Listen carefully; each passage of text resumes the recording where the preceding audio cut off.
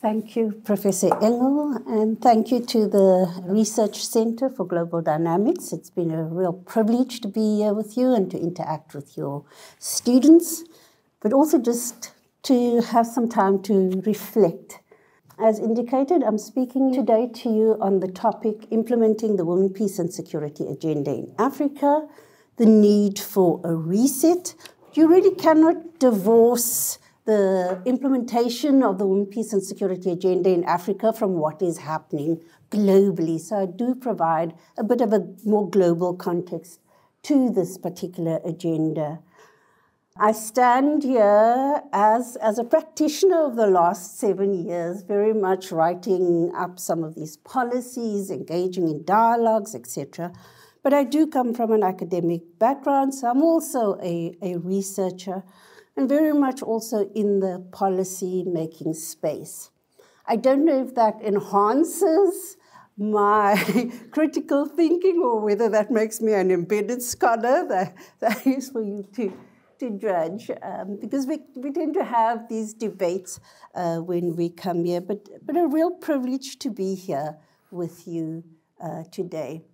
I will be speaking around, I'll provide an introduction, then speak to the conceptualization of the Women, Peace and Security Agenda, frameworks, structures, and strategies for implementing it at the African Union, the strengths and weaknesses of implementation, and then around ways to reset this agenda.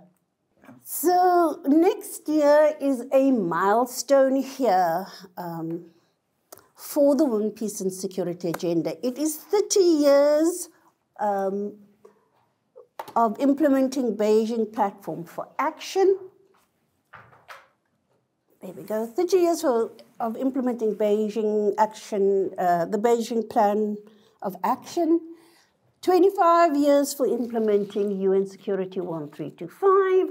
We know that every 5 years we have these celebrations of our achievements, and no doubt we will note progress, and we can note progress. Progress in relation to norm setting, progress in relation to the adoption of national action plans, progress in relation to integrating a gendered perspective in peace and security decision-making, and to the formation of structures to promote women's participation, particularly in mediation, to an increase in number of women participating in conflict prevention, peacemaking, peacekeeping, and peacebuilding, even though that increase is pretty slight.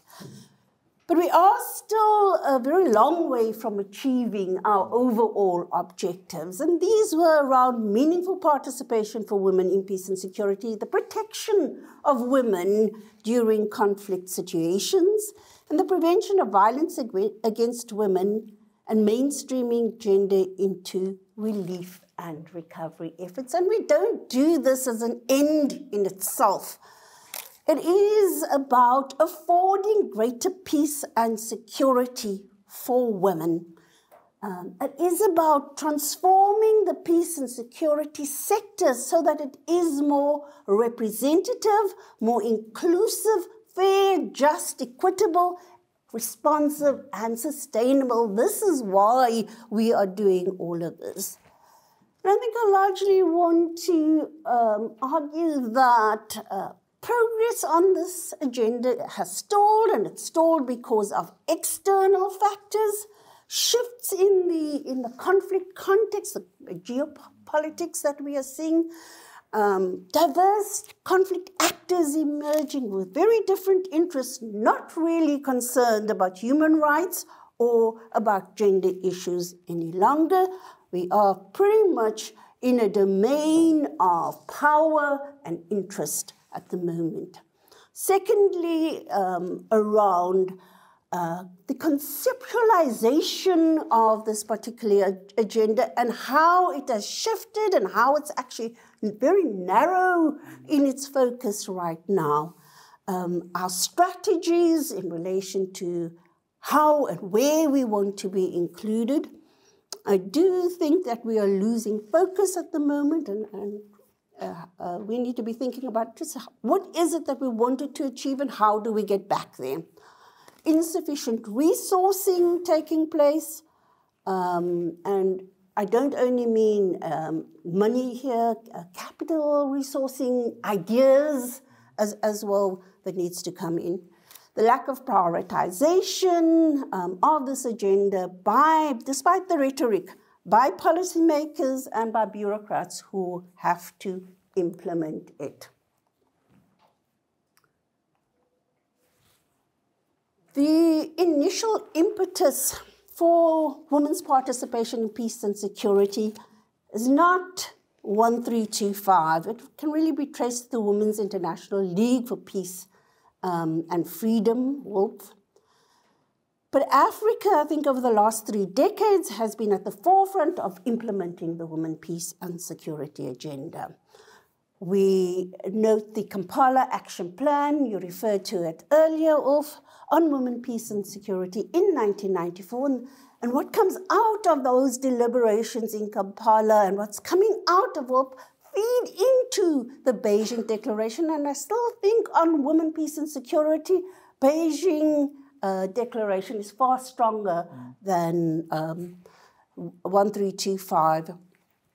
We had in Namibia in the year 2000, the Windhoek Declaration on mainstreaming agenda peace, agenda perspective in multidimensional peace support operations. And that pretty much becomes the basis of 1325 around women's participation in peacekeeping. Till today, we note that when Namibia chairs something, things happen for a reason. So Namibia chaired, every month they change, and Namibia chaired the UN Security Council in October of 2000, and we could push that through.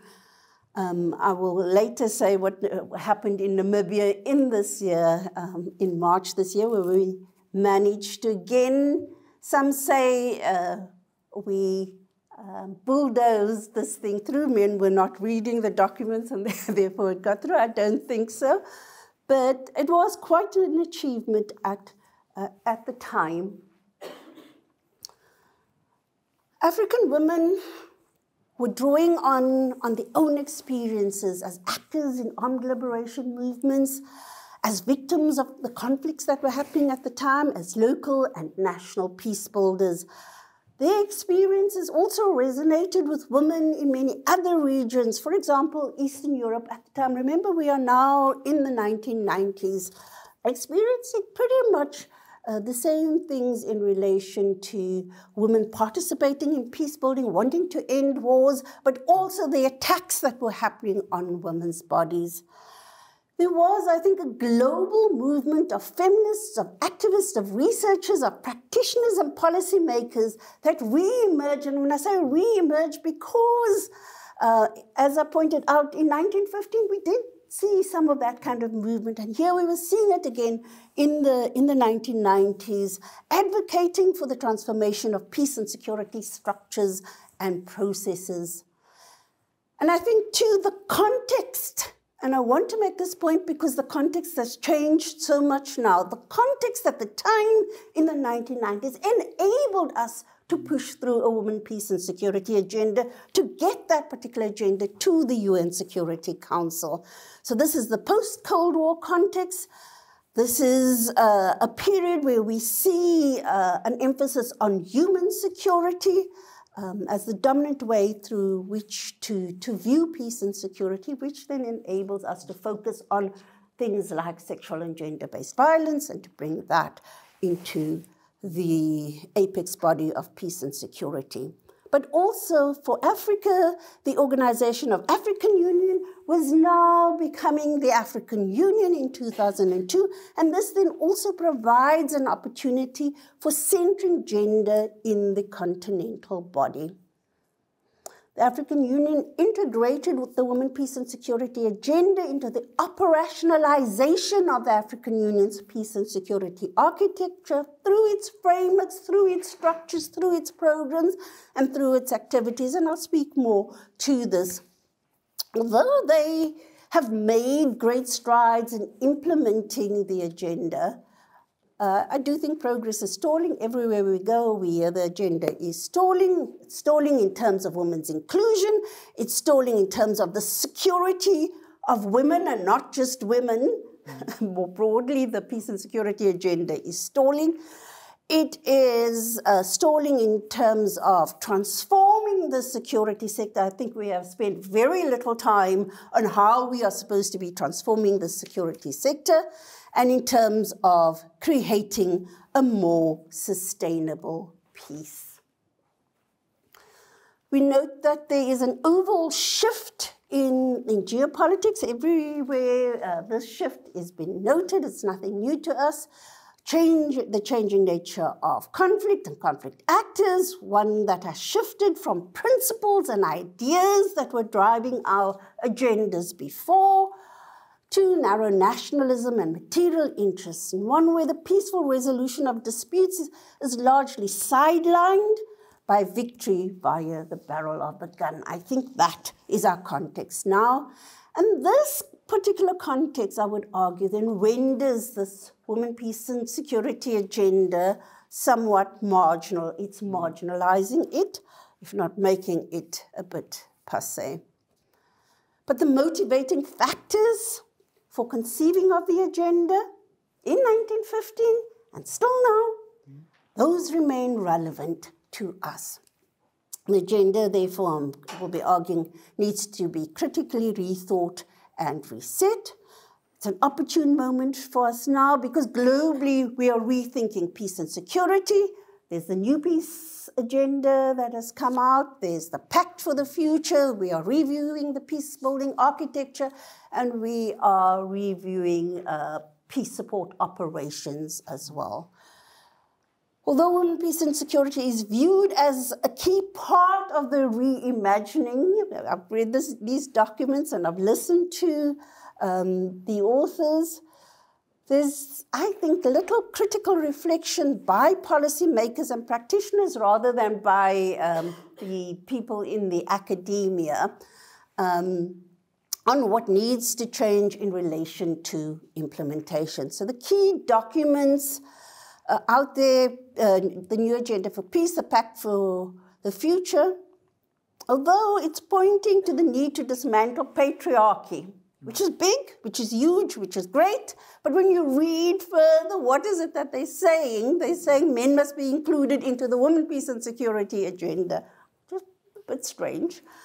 And this comes up all the time, we must double up on our existing efforts to include and protect women, without an analysis of why this agenda has borne so little fruit over the last 30 years.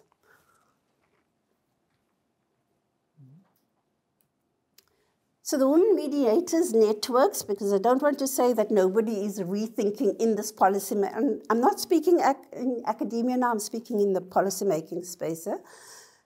The last high-level meeting by the Office of the Special Envoy in early December this year has had a meeting which was titled Recalibrating the Women, Peace and Security Agenda. I wasn't part of the meeting. I have not seen the outcomes documents. I can't really comment on what is coming out there, but it's good to see that this is taking place.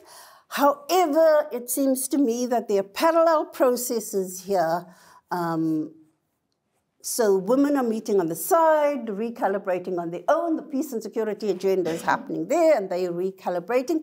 And that gap remains, the one is not translating into the other. And so we're not seeing it in these particular new doctrines that is coming out.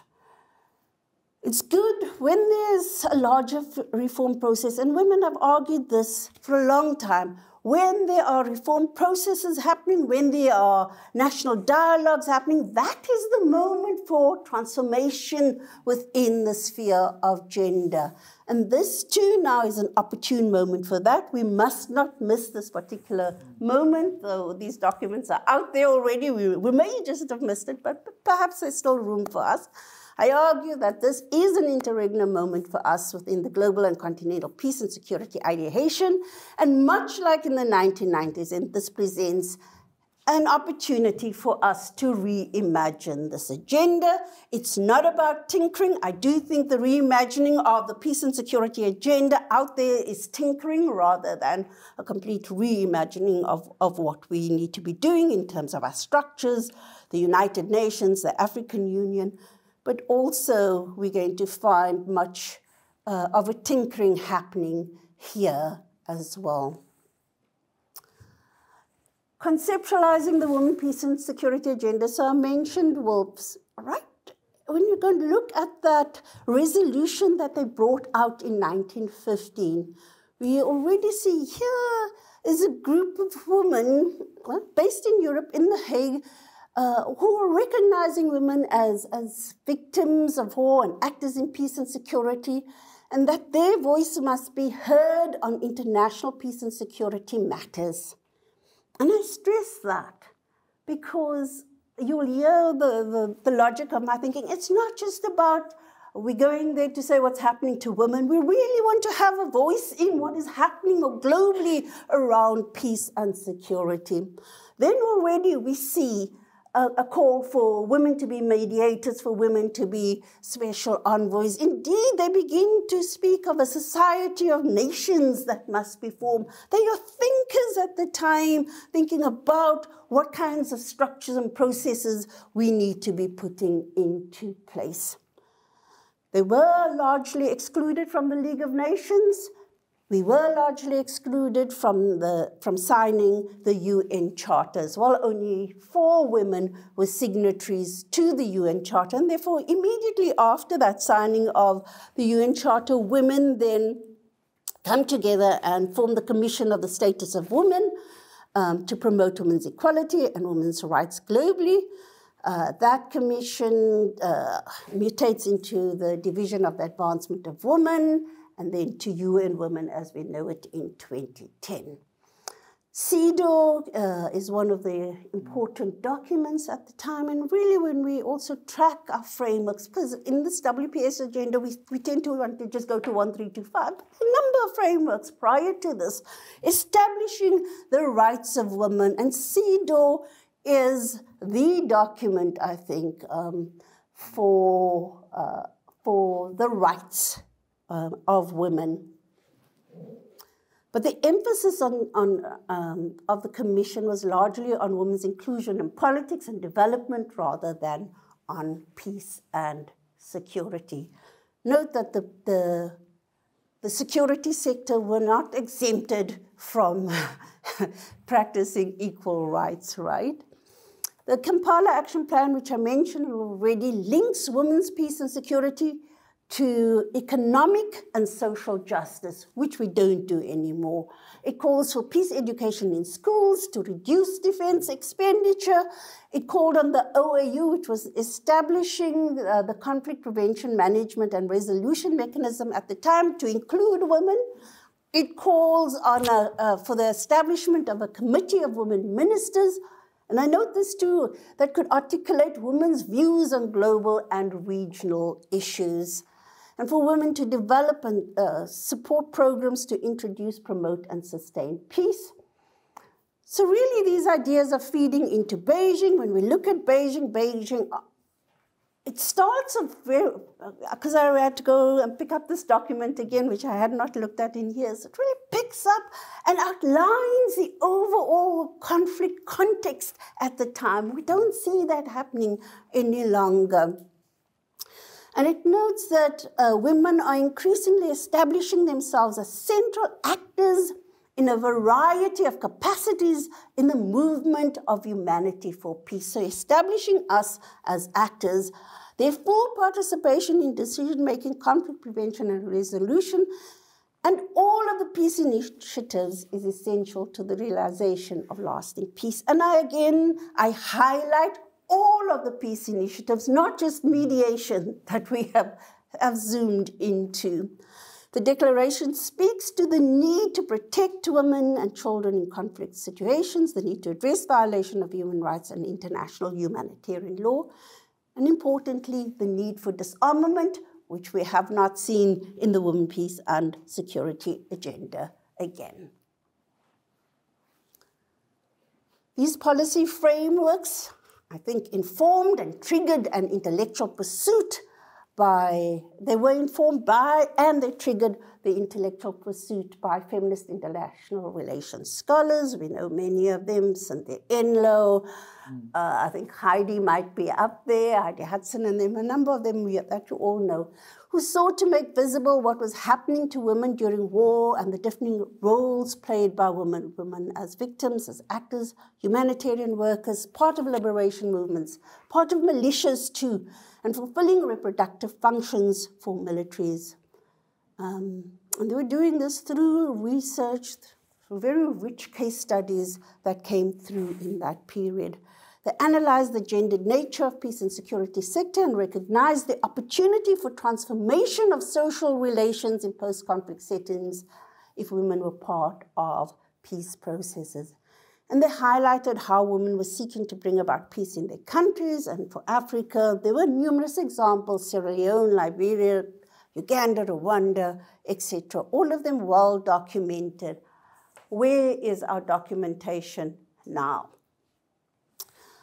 So what emerges, I think, from these earlier conceptualizations of the WPS agenda is, one, women sought to understand what that larger peace and security context was. They sought to be included, but they also sought to transform the broader peace and security agenda. Women's inclusion was premised on the basis of rights and agency, not victimhood and instrumentality. Women positioned themselves as thought leaders on peace and security.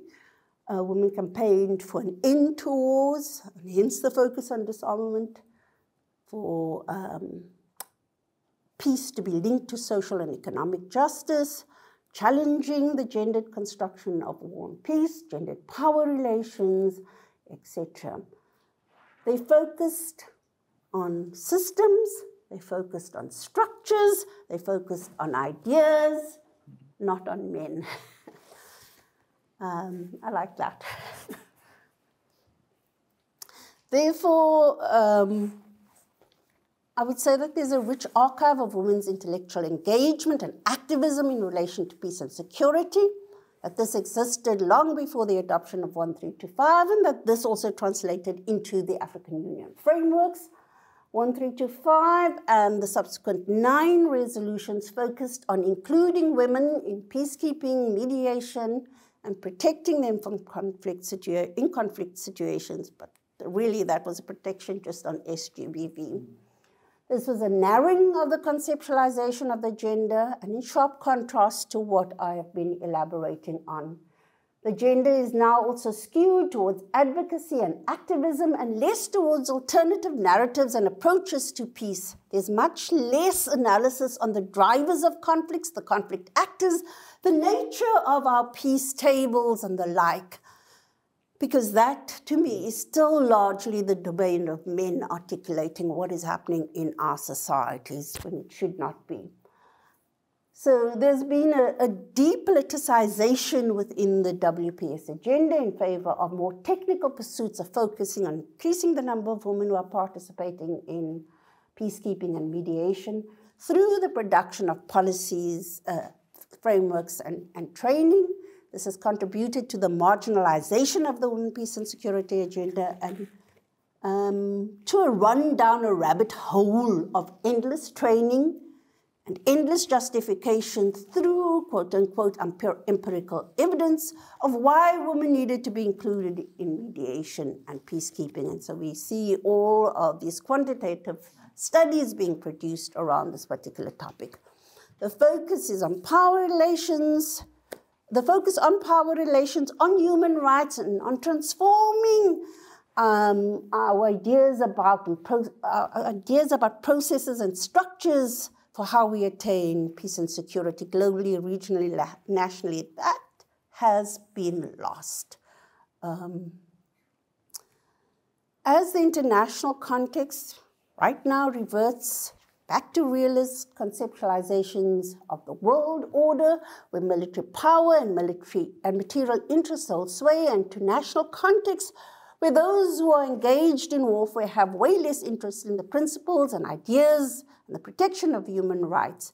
the WPS, the space for the WPS agenda is shrinking. A seat at the table, the peace table, despite the rhetoric, because there's lots of rhetoric, is becoming more rare and will increasingly become so, especially if it is sought only on the basis of being a woman. And then it's against this backdrop that I now want to shift to what is happening in the continent in terms of framework structures and strategies. The AU produced an array of frameworks, structures, and instruments. Many of you, I know, you're studying the African Union, so you'll be familiar with this. I will go very quickly through this.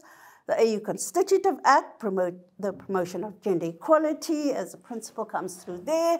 The gender parity principle for its time in 2002, where the AU adopts this gender parity principle. That was quite remarkable.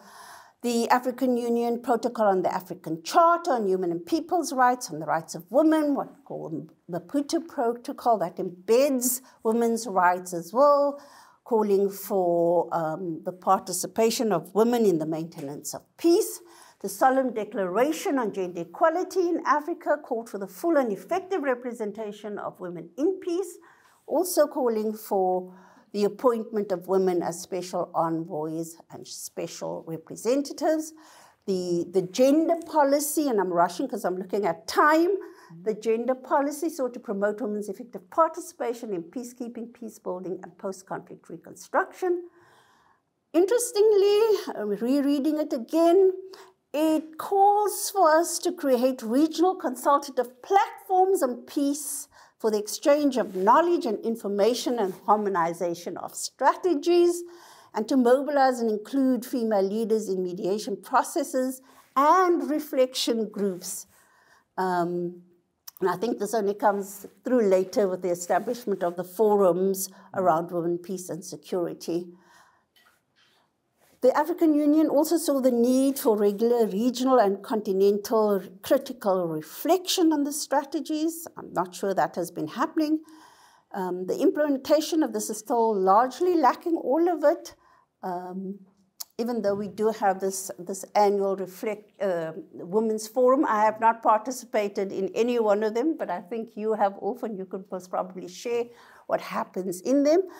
I'll move to Agenda 2063. So this is the blueprint and master plan for Africa's transformation, so they say.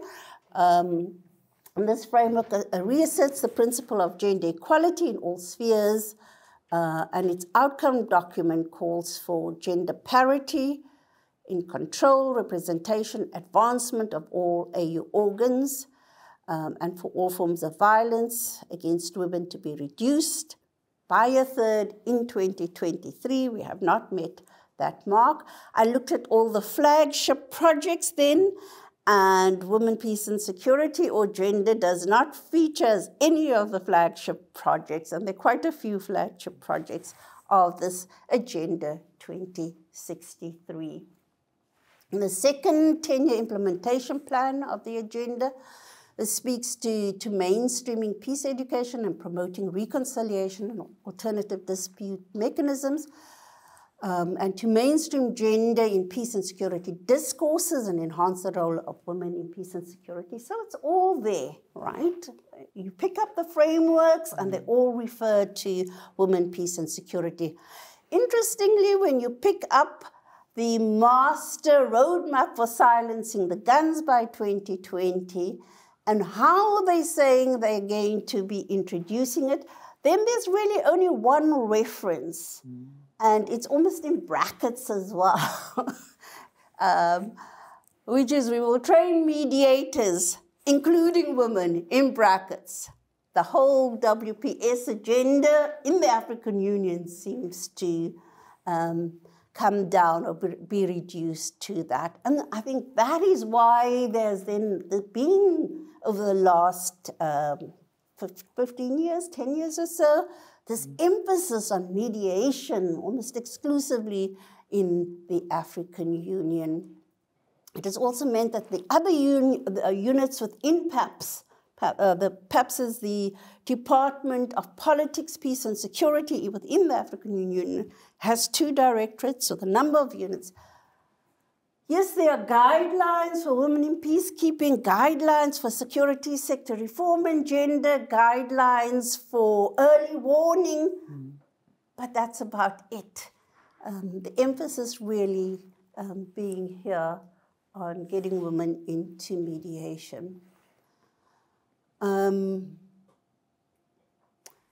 I argue that there are multiple, often competing spaces within the African Union for this women, peace and security agenda where it's located. So the one is the African Union Panel of the Wise, which was established in 2007. There have been, 5 iterations of this panel. And we see that they make an attempt to bring women into the panel. And these women actually engage in mediation, I think, till about 2014. We see a very active engagement of, I'm not going to mention all their names, but of these women. If we look at them, then these are very prestigious women, right? They're women of stature, and I argue, when you read the agenda for peace of Boutros Ghali, then he speaks about mediators being these distinguished statesmen. He actually uses the term here, statesmen. And here are these women with the right experience, the right personal prestige for mediation, but they're not really used. They used till about 2014 for shuttle diplomacy, etc., not after that. And I think because I reflected, okay, well, and maybe you can enlighten us here also of what is happening at the period. 2013, we're also seeing the rise of conflicts on the continent. And we're seeing the rise of violent extremism, for example. It should be the time when we are deploying more and more of these women who have emerged, and yet we are not doing so. The panel of the wise, I would argue, they left their mark because they brought out a report, they commissioned a report, and I did not know that this report was actually done by Madame Diop, but I see it was done by Madame Diop.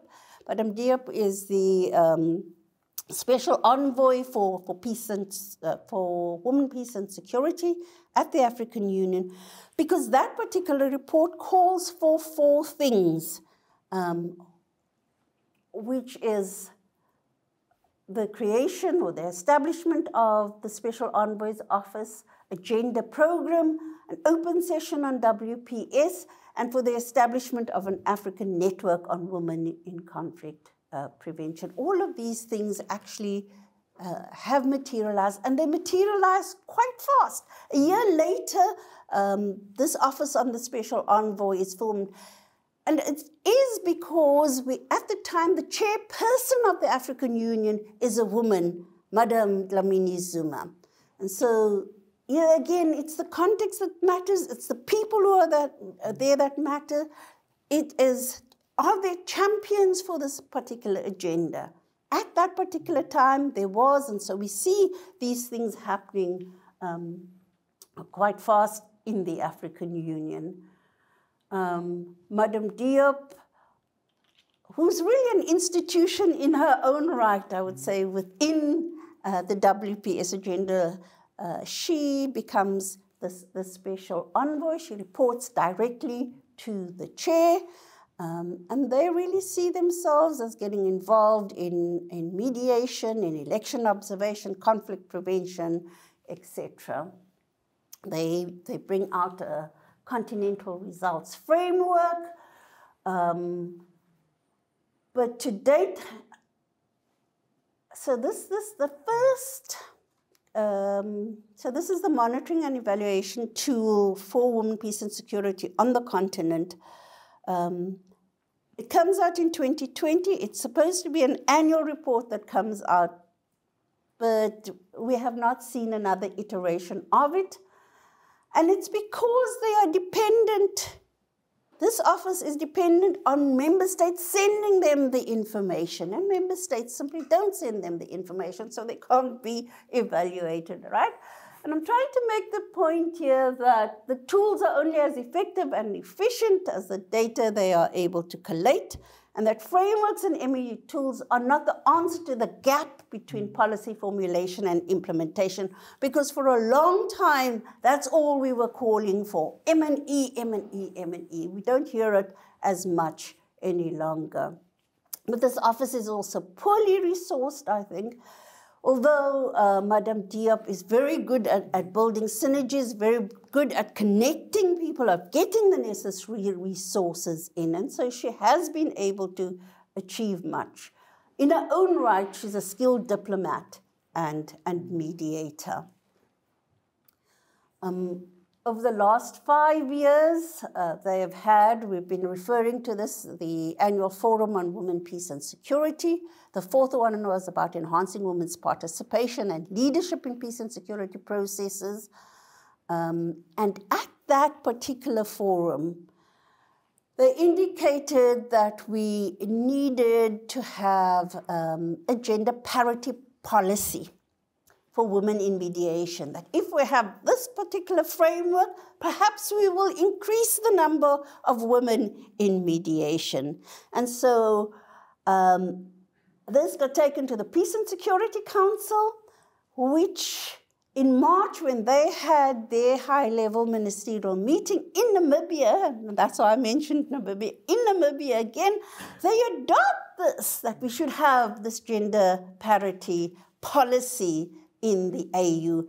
And so now we have been drafting this particular policy. It's not out yet, but it is being drafted. And it's calling for co-led mediation.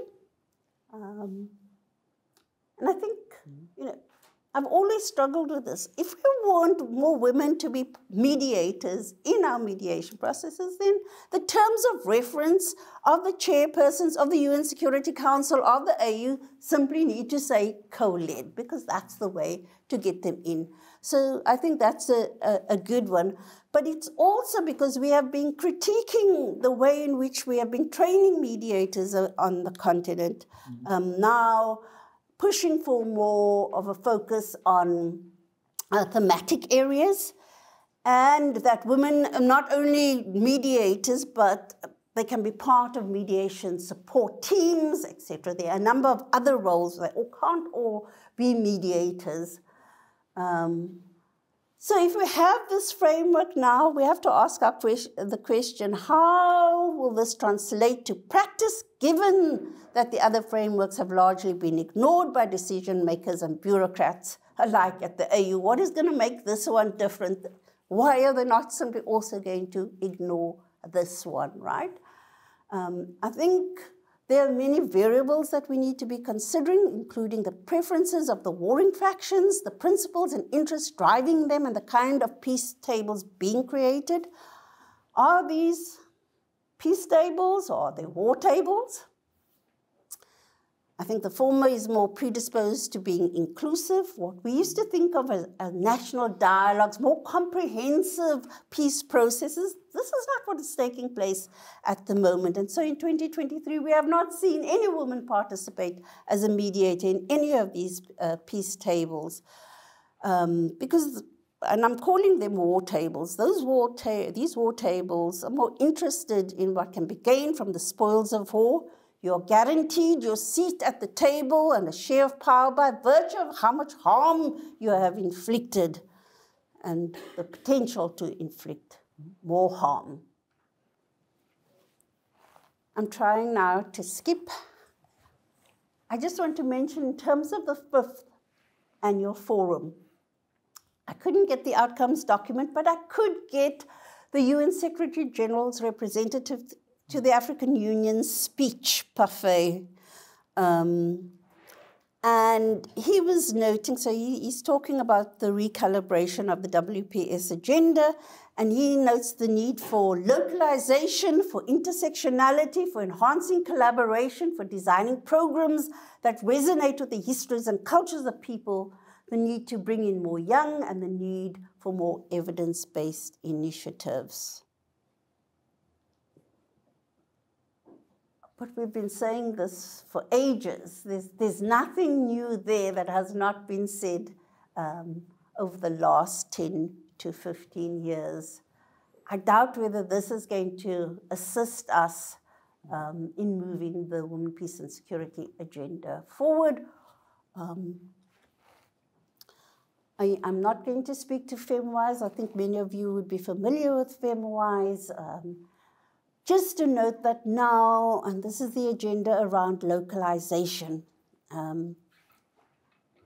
So FemWise, they are engaged with training mediators on the continent. They're part of a global alliance of mediators, and they have trained about 500. I am a member of FemWise, trained about 500. I've sat through one of their trainings. I've trained on FemWise, and they're now doing the second cohort. But after training all of these women, how do you deploy them? So there's no deployment strategy. So we're training and training and training these people, but there's no deployment strategy here.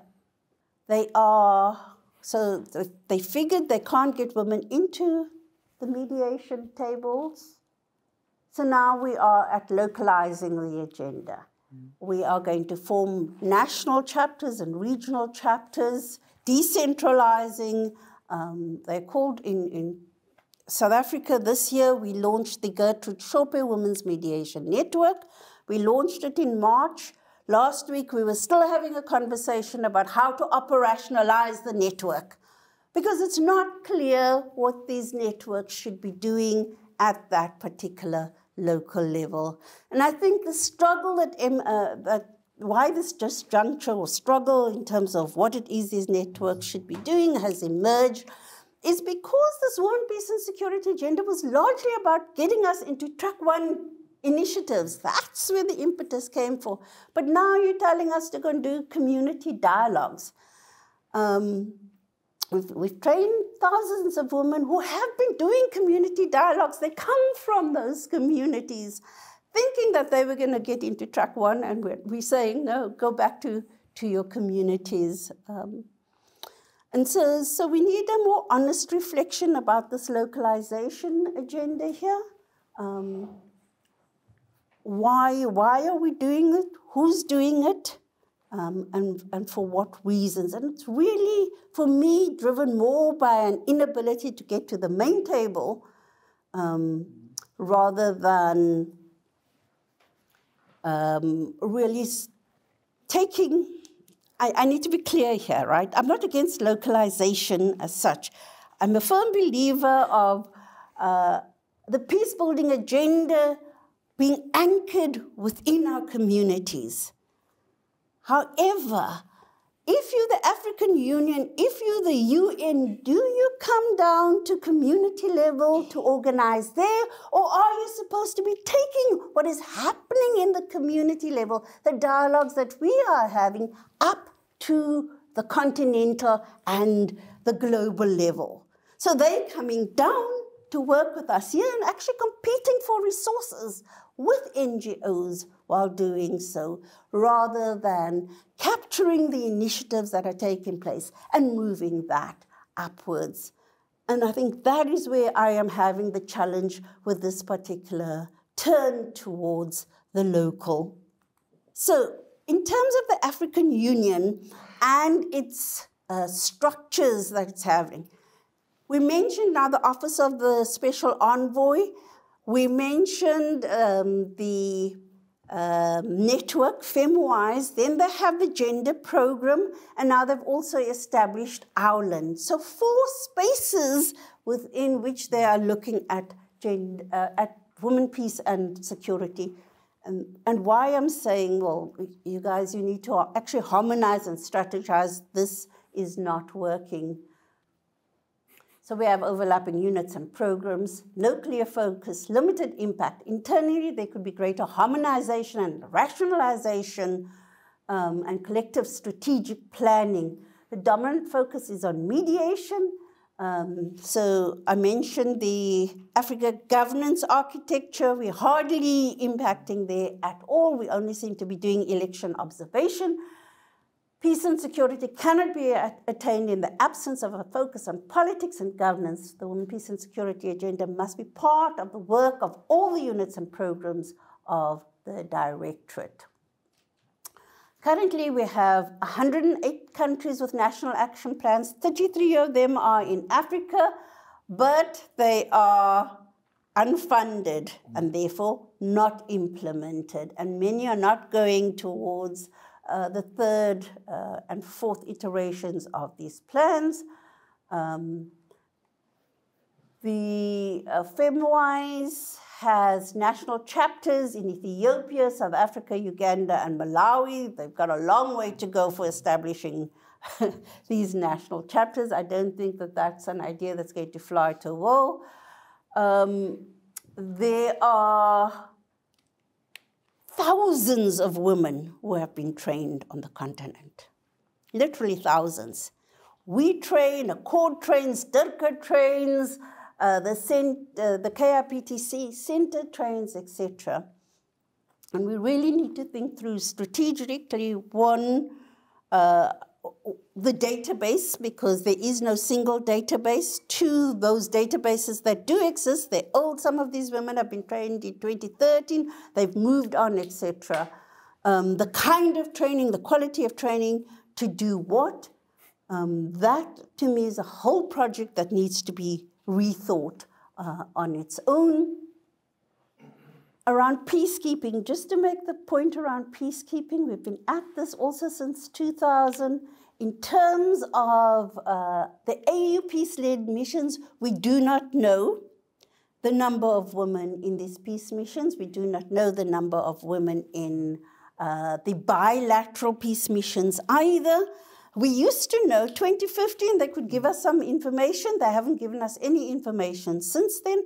And that's because they're really not mainstreaming gender. There are women, especially from Ghana, in these peace missions, but we don't know. Globally, only 8.5% of women, of uniformed women in peace missions.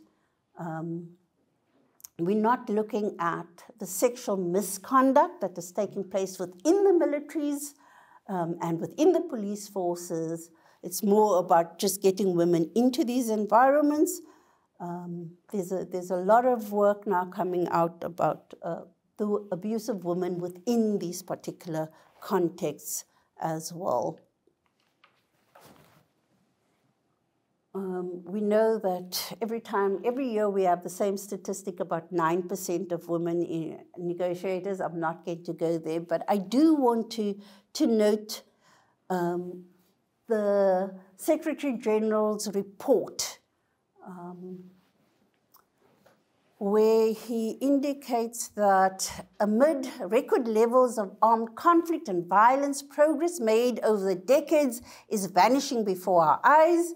Generational gains in women's rights hang in the balance around the world, undercutting the transformative potential of women's leadership and inclusion in the pursuit of peace. And I don't think this is alarmist. I really think that there's a backlash globally and within the African Union itself against the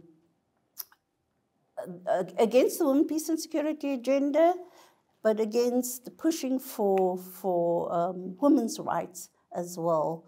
I was part of discussions on the PCRD, Post-Conflict Reconstruction and Development Policy, redrafting those policies, and there's one particular article around women and gender.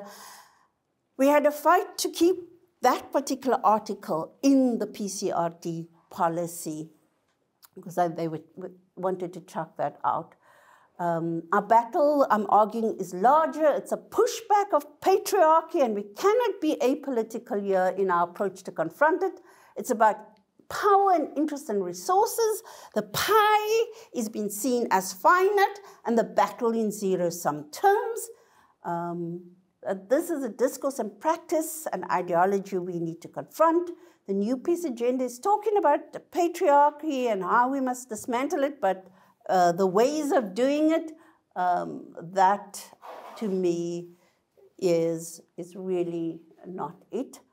I am going to move to conclusion. There's a lot, sorry. We must identify our entry points and where we can be the most effective at transforming this agenda, but we must also clarify what it is we want to be changing in terms of the larger peace and security agenda. We are not having those particular discussions as women. These discussions are mostly about how we can get a seat at the table. And I'm saying if we want a seat at the table, we must pull up a chair to the tables, the peace tables that we have created ourselves, because there are multiple peace tables that can happen. We are concentrating on a peace table that we are not going to get to. That is increasingly shrinking space. I'm arguing that we must not justify why we must be included because our presence will make these tables more sustainable. The tables that are existing now, the war tables, they won't be by virtue of our presence. They have no seats for us, and neither do we necessarily want to be dining with the warlords. That we need to be spending our energies elsewhere, preparing for the time when those democratic transitions, when this agenda actually emerged with a push for democratic transitions and national dialogues and why we wanted to be part of those particular peace tables, they will come back. And we need to be preparing for that now rather than clamoring in for where we were. We are half the population, if not more, and we reproduce and sustain our societies in war and peace times. We're not only actors and thinkers, but we have soft power that we do not use because we're not organizing ourselves as we did in the 1990s when women held back their reproductive power to get men to peace tables. How can we deploy that again constructively now? We have a stake in creating the societies in which we will live, and this is why we want to be part of conceptualizing it, drafting the ways in which we agree to coexist, to prosper and to thrive equitably and collectively. And we must focus on our presence, not our absence on all of these things. What are women peace builders and mediators doing in their varied spaces in terms of conflict prevention and peace building?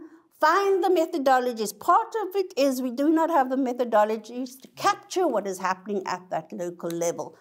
Find it, make it visible, make it count when the UN Secretary General is speaking so that we don't keep hearing about our 9% of mediators, and it needs to be funded because there is a lot happening. And I'm thinking now in particular of the Women's National Convention in Cameroon, for example, where women organize their own peace table. We've just organized our own peace table as well in South Africa prior to the national dialogue happening. Men built a security architecture for the African Union. Women and men must now lead on building a peace architecture. They're fundamentally different in their method, their beneficiaries, the organs, and their outcomes. We must concentrate not on just capacity building, but on our collective values, ethics, principles, and the like that will produce societies in which we no longer need to be having this discussion that we are having here. And last but not least, there has been a divorce between feminist intellectuals, scholars, policymakers, and practitioners. Much of the scholarly debates are not reaching policymakers, and the Women, Peace and Security agenda is far poorer because of this. There must be greater room for an exchange of views on these issues, no matter how uncomfortable it will be and must be. I thank you.